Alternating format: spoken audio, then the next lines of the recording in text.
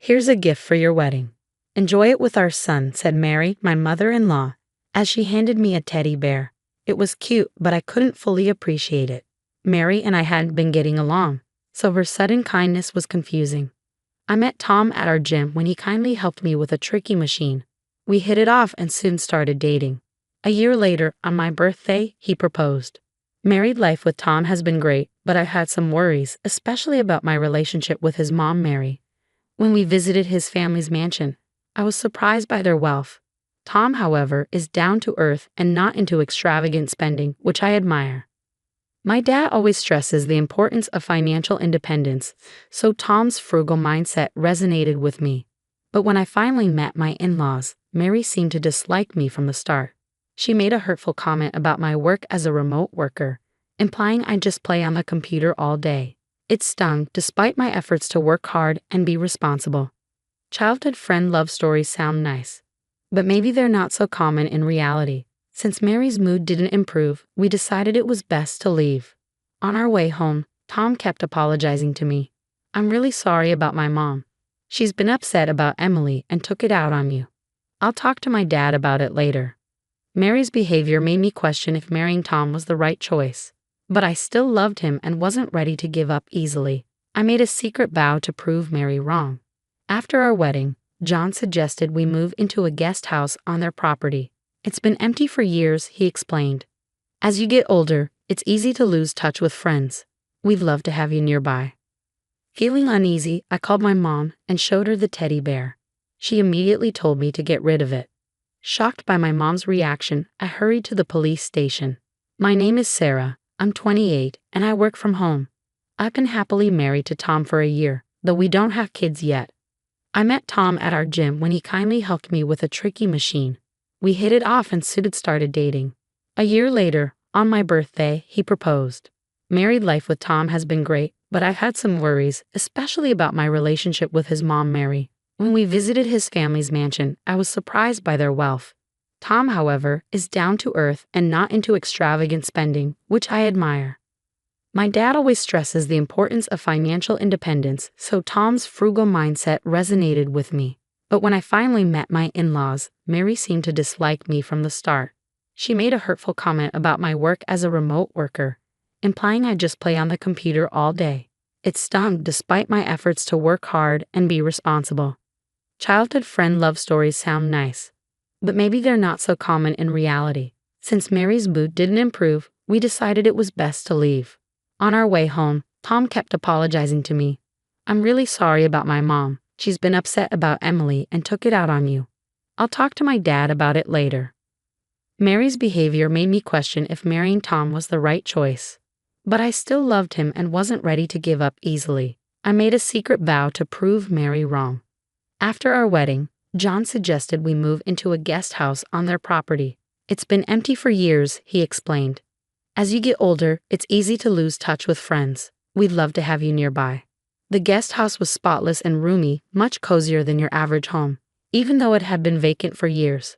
After talking it over with Tom, I accepted his dad's kind offer, but this decision brought its own set of problems. Mary, who lived nearby, started dropping by uninvited and picking at everything. She'd nitpick about the cleanliness of the house or criticize my cooking.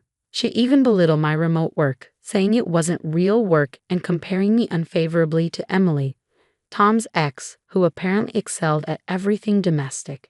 These comments always seemed to come when Tom wasn't around. At first, I tried to defend myself, but Mary was expert at twisting my words, leaving me frustrated. Eventually, I realized engaging with her only stressed me out more. So I started brushing off her remarks and letting them slide. This seemed to annoy her even more, so she began resorting to more direct forms of harassment, like hiding community newsletters from me and withholding messages from neighbors. Her actions caused me to miss important community events, which landed me in trouble. One day, as I was folding laundry, she purposely messed it up or handled it with dirty hands, leaving stains. She'd help herself to food from my fridge without asking and even opened packages I'd ordered online, criticizing me for being wasteful. When her actions started causing actual damage, I reached my breaking point. I couldn't ignore it any longer. I decided to confront Mary directly. Enough is enough, Mary. Even if you have issues because of Emily, this is going too far. Why do you keep harassing me like this? I stood firm, arms crossed, ready to confront her.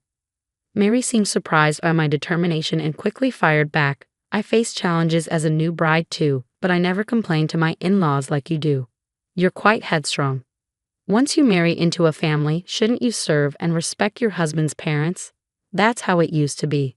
You think it's all right to treat me this way just because you went through it as a bride? I asked, stunned. Mary's response was chillingly firm. Yes, I do, and I won't stop. I can't accept someone like you as Tom's wife. If you don't like it, just divorce him and leave. Mary's words left me speechless with disbelief. It was clear that reasoning with her was futile. I didn't want to burden Tom, but it seemed I had no other option. When I finally opened up to him about his mother's behavior, he was distressed. What is my mother thinking? I've told her countless times not to bother you, and now she's dragging the neighbors into it. Bad-mouthing is one thing, but it's unacceptable when she starts interfering with our daily lives. I'm sorry you have to deal with this. I'll have a serious talk with her. That night, Tom confronted Mary at our home. Despite her tearful protests, he stood his ground. Enough is enough. If this happens again, I won't forgive you. Thankfully, Mary stopped coming over for a while, giving us some much-needed peace. But it didn't last long. A week later, just when I thought things were settling down, the doorbell rang, and there stood Mary, wearing a wide smile. She was holding a cute teddy bear for some reason, and I couldn't quite figure out why. I thought, puzzled by the situation. Mary, what brings you here today? I asked. She seemed meek and apologetic as she responded, I'm sorry for everything. Tom scolding me made me realize how childish I was being, taking out my frustrations about Emily on you. I accepted her apology, albeit with confusion. Well, I'm glad you understand. Actually, I came to apologize properly. I realized I never gave you a proper wedding gift, so I thought this teddy bear would be nice. Isn't it cute? I wish you and Tom happiness, she said, offering me the bear. Though I thanked her, the gift didn't make much sense to me. I'm not particularly fond of teddy bears or stuffed animals in general. For a wedding gift, something practical like kitchenware or appliances would have been more appropriate, especially considering our recent conflicts. Could there be a hidden motive behind this gesture? Feeling uneasy, I decided to consult my mom, who lived nearby. I've confided in her about Mary's harassment before. When I showed her the teddy bear, her usually calm face lit up suddenly. Sarah, your dad brought some sweets as a souvenir. Let's put the teddy bear in the living room and have some coffee first. Help me get things ready, my mom said, her behavior seeming strange. Despite my unease, I went to the kitchen. As soon as I entered, my mom grabbed my shoulder with a serious expression. You need to get rid of that thing quickly. Otherwise, something terrible will happen. What? Why the sudden urgency? Is there something wrong with the teddy bear? I asked, confused. Calm down and listen. That stuffed animal is... After hearing her explanation, I was speechless at Mary's outrageous behavior.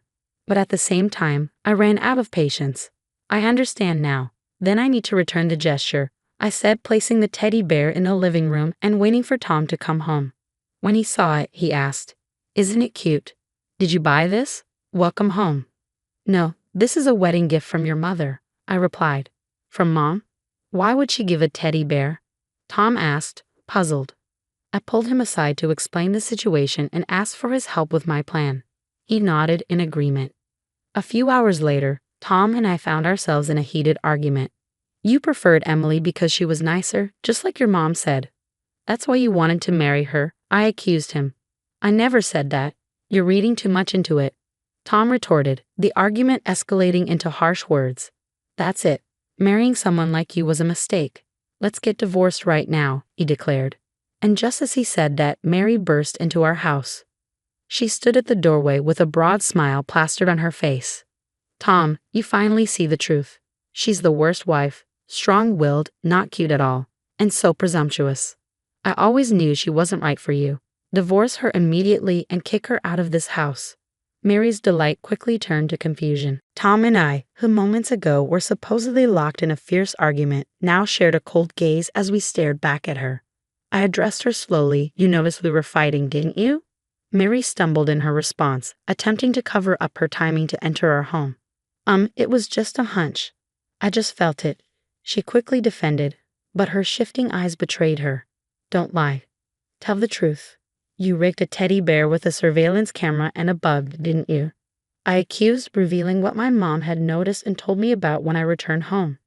She had suspected something when she heard about Mary's gift, recalling a similar crime reported on the news involving a woman being spied on through a stuffed animal. Mary's expression froze in realization. On my way back, I went to the police station to report this.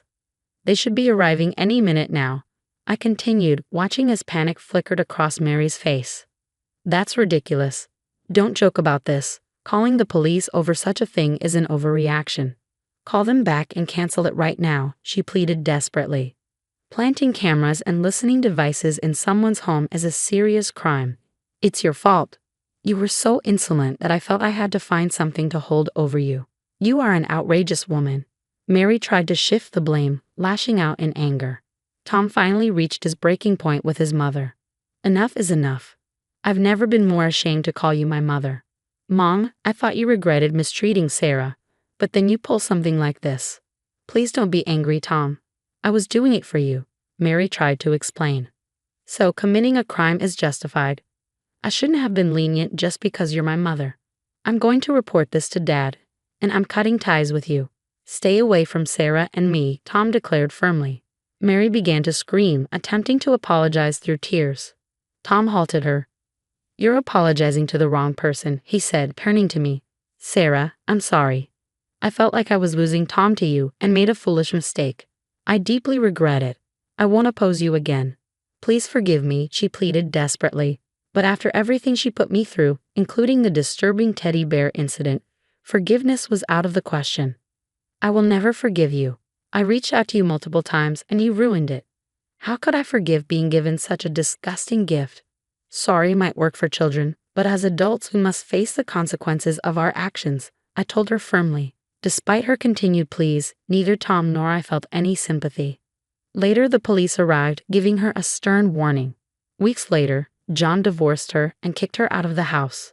Apparently, he had long been frustrated with her reckless spending. Combined with her mistreatment of me and the teddy bear incident, he had had enough. Now she lives in a run-down apartment, struggling with multiple part-time jobs, a consequence of her actions. I hope she uses this opportunity to reconsider her choices and change for the better. As for me, I'm grateful to live in peace, surrounded by the kindness of Tom and John. In just a few months, we'll be welcoming our long-awaited baby into the world. We're filled with anticipation for the day our little one arrives.